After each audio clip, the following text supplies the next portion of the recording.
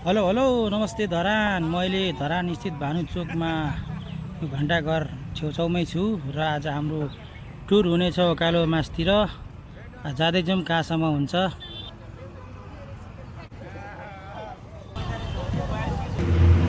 अब हामी धरानलाई छोड्दै बसको यात्रा गर्दै माथितिर लागिसकेको छौँ।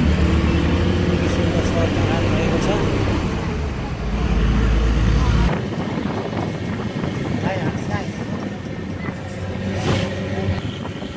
र गाइज यसरी हामी उकालो चढ्दैछौँ। धरानलाई अघि नै छोडिसक्यौँ र देख्न सकिन्छ गुरुजीले निकै बोर्डमा पनि यसरी गाडी चलाइराख्नु भएको छ। तिनले गरिदिएको छ। यस चिसो चिसो मौसम छ, आनन्द लिँदै हामी भेडेटार आइपुग्यौँ। साथी हो भेडेटार के अरे भेडेटार पार्क हो।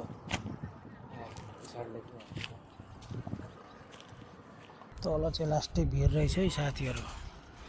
गुल्टेर झर पनि गएकै हुन्छ फेरि। ल है गाइज आजको यात्रा अब हामी खानपिनतर्फ लाग्छौँ। खाना कस्तो छ?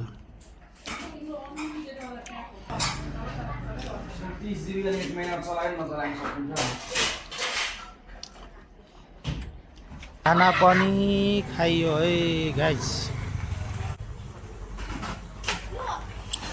हुसे लागेछ हुसे।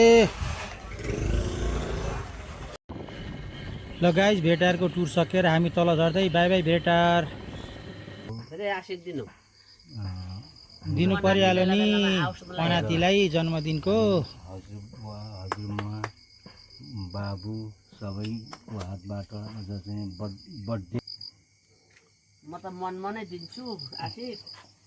नान्ने गुन्ने असार 15 गते मेरो छोरो जन्म दिन परेकोले गर्दाखेरि आज यो सानो जस्तो छ अवस्था त्यस्तैलाई मध्यनजर गरेर जन्मदिनको धेरै धेरै शुभकामना दिन चाहन्छु र आउने दिनहरू